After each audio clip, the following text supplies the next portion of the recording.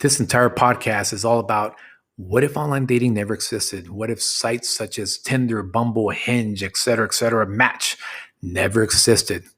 What would dating look like? Would dating be better or would it be worse? Stay tuned.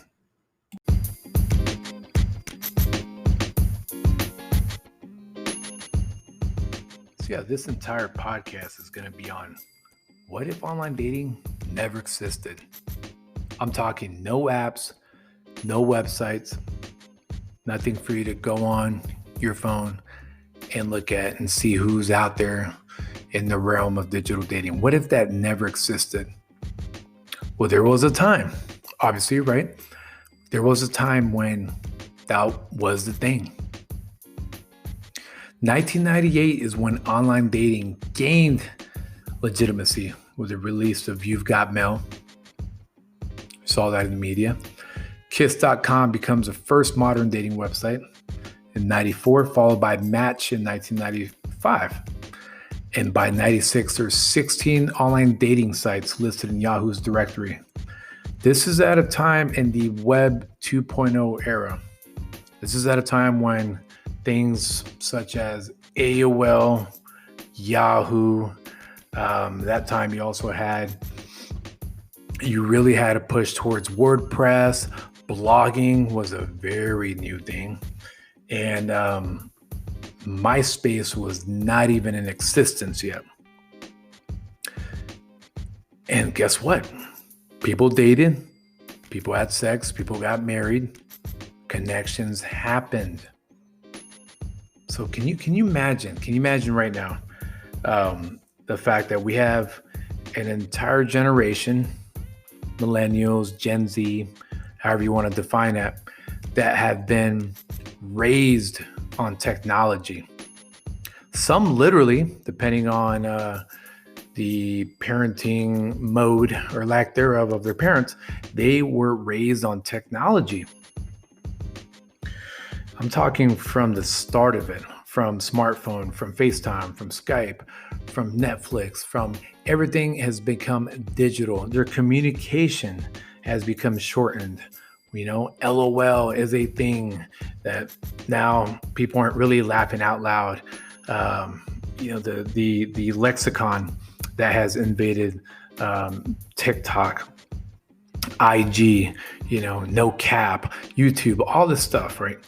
And their entire social existence is so tied to these apps, which trickles down to the topic of dating. What if none of that existed?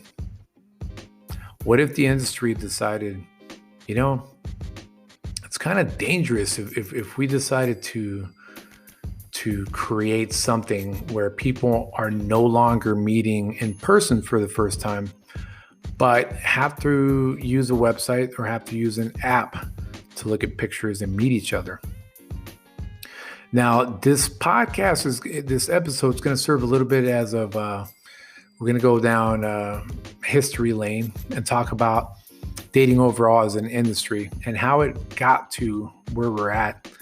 I've talked about this before, so I'm going to get away from talking about the current business strategies of Match Group Limited, Bumble, and other similar companies, and really look at what was the era of 98 and putting it into now, right? The era before online dating, right? BOD, before online dating. And now we're in the after digital dating, ADD, if you want to look at it that way. We're going to explore it a little bit. And for those that are of the old guard, I'm 39 at the time of this recording. For those that grew up in the era of no caller ID, of no online dating, of meeting people naturally, right? Just out and about wherever you're at. I hope that this podcast can serve as you being an ambassador to change. Not to say that some revolution where we're going to cause online dating sites to cripple and crumble. That's not going to happen anytime soon. It's not going to happen anytime soon. But we can at least remind some of the younger folks, I'm sounding like such a boomer, that there was a time when organic dating and organic communication was a thing.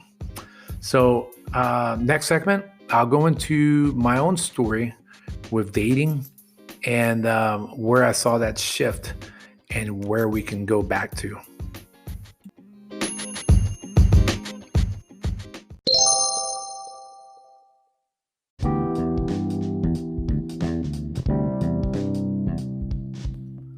So here's the thing. I have been in this industry as a participant before being on the other side of it since, I would say since 1996, 1997. I would use America Online as a way for me to meet females, women's, more like teenagers at the time. I think about it. I would meet them through the chat rooms, right?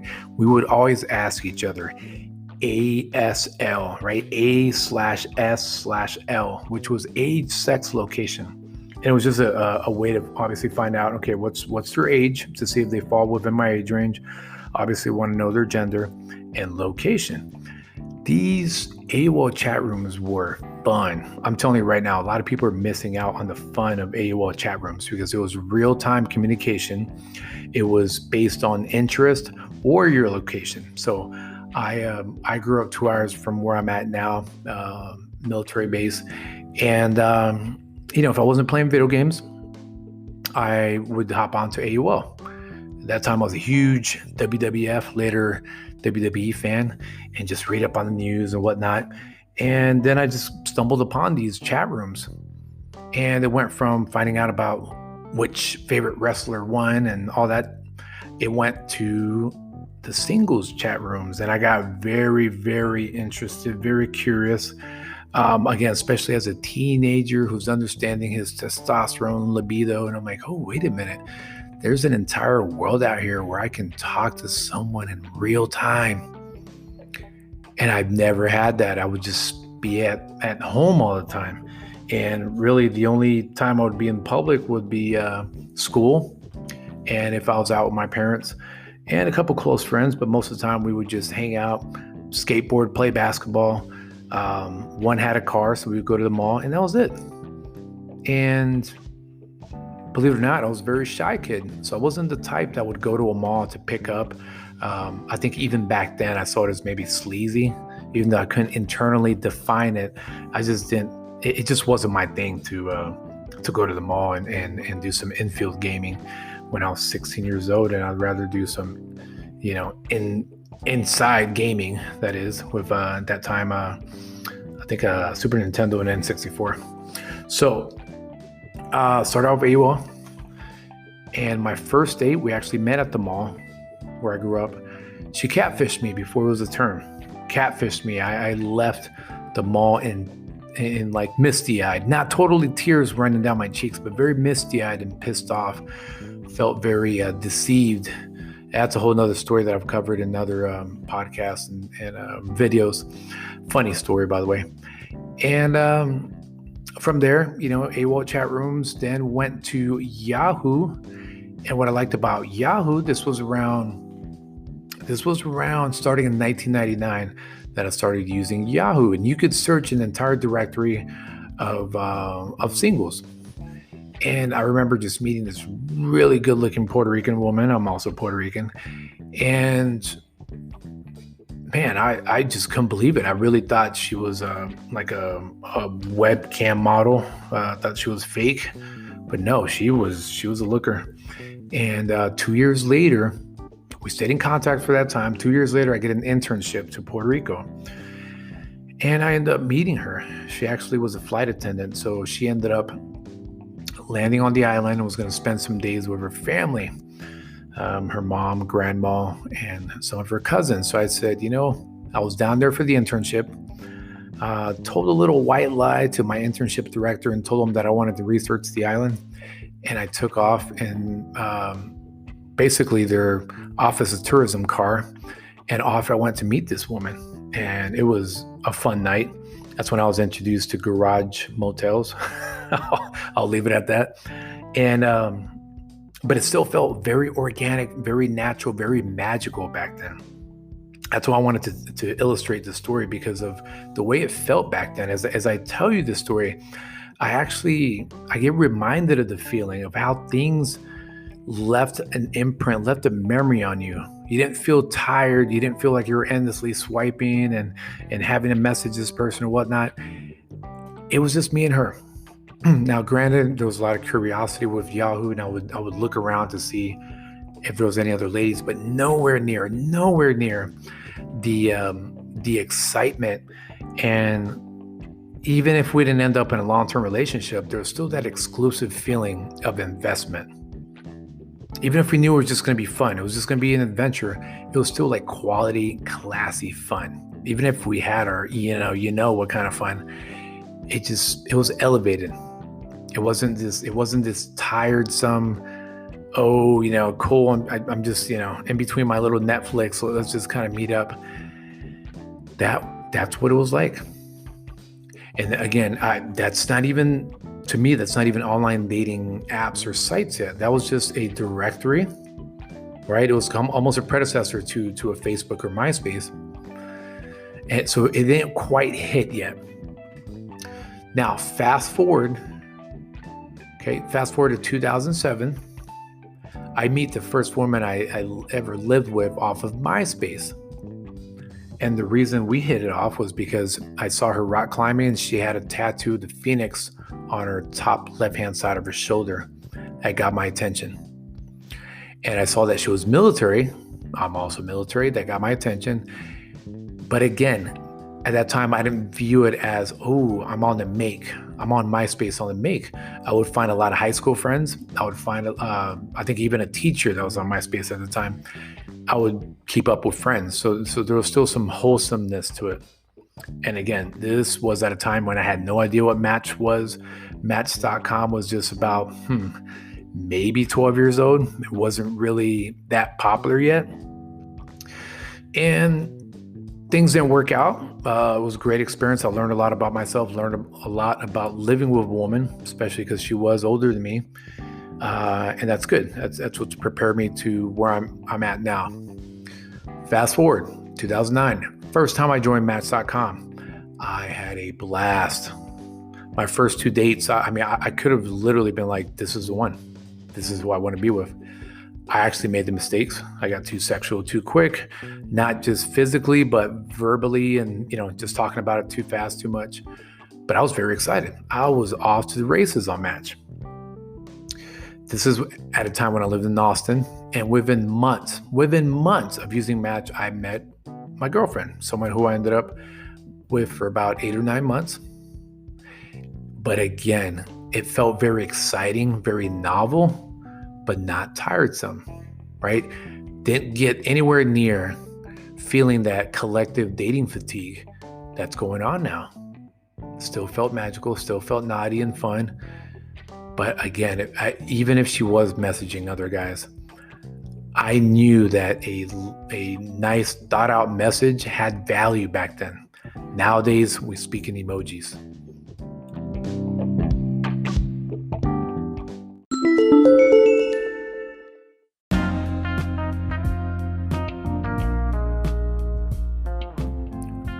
Now, it's part 2 of me telling you my story, which actually correlates with some statistics I found on online dating. So 2004, Facebook came out, and I'm sure some of you remember the inexplicable Facebook poke, right? That was a flirting tool where you could poke someone.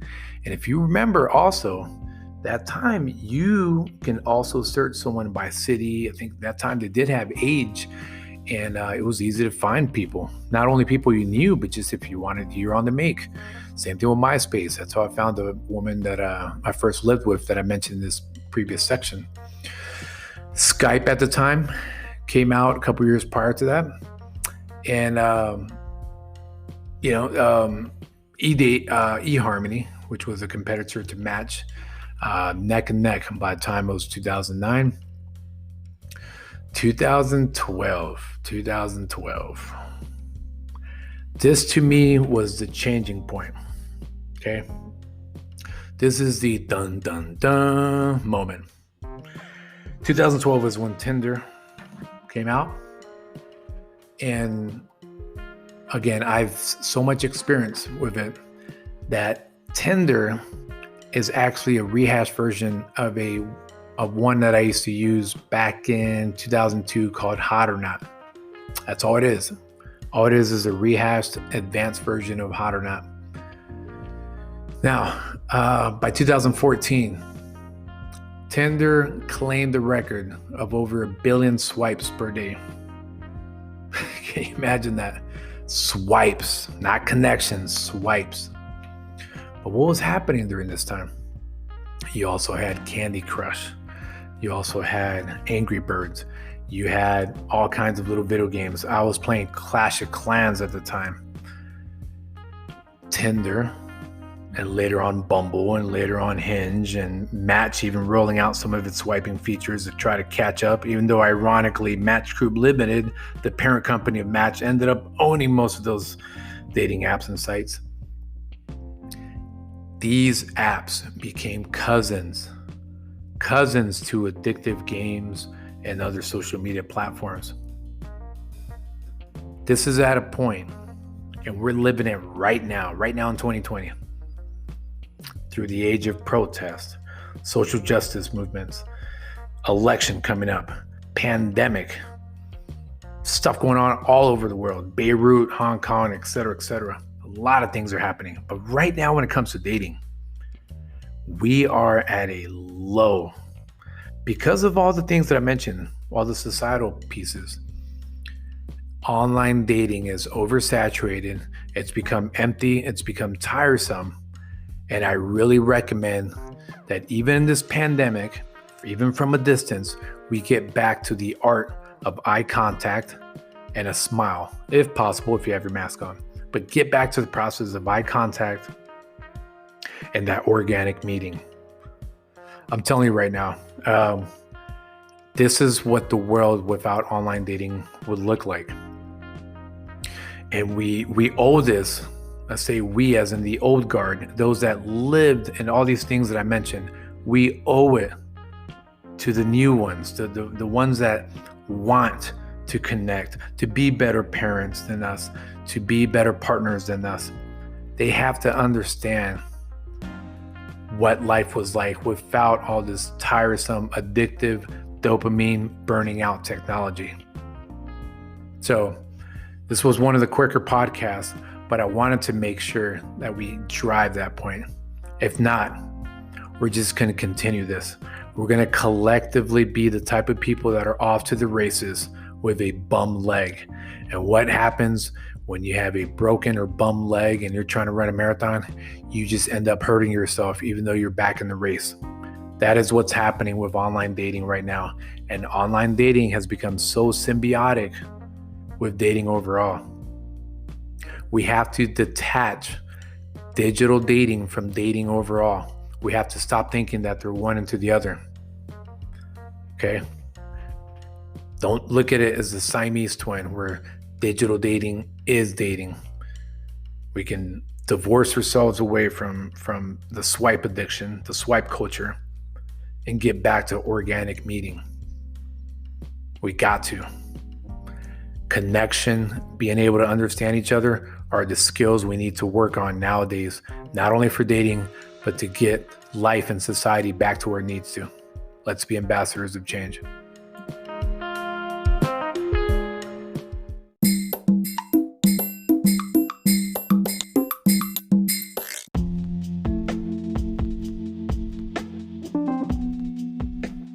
Now, I wanted to make this bonus section for this episode to remind you that it doesn't mean you have to get married. And I don't mean that to demonize marriage, but just as a reminder that even though if you want to make dating great again by mentally removing online dating from the equation, from the process of meeting your partner, understand that you can still be respectful. You can still be honest. You can still be communicative. That's pretty ironic there that I messed that word up. Even if you're only looking for a short-term solution when it comes to your dating or partnership life, Short term does not have to mean just rambunctious, irresponsible sex and then off to the next one. Short term might mean that someone comes into your life, changes it for the better, and then you respectfully go your own way. That's fine. It doesn't have to even be predetermined. It can happen randomly, or you can plan for it. But I wanted to leave you with this note that as we become ambassadors of change, of improved dating, that don't feel this pressure to have to define a relationship one way or the other. And also in supportive marriage, if you do want to go down that road because of kids, because of legality of you being able to move wherever your partner goes. For example, I'm military. My partner cannot, if I had a wife, or if I had a fiance, I should say, she could not move with me unless we were married. And that actually makes perfect sense, because if not, it's very subjective what kind of relationship me and her have for her to be granted these benefits. Now, an argument could be made that, hey, do I really need to be married for her to reap those benefits? But won't go there in this episode. But please keep in mind, you can define your relationship how you want. I am for marriage as much as I am against it. I am for short-term relationships and long-term as much as I'm against all of it. I'm very open to it all, very inclusive. So keep being ambassadors of change and make sure you define what you want out of dating.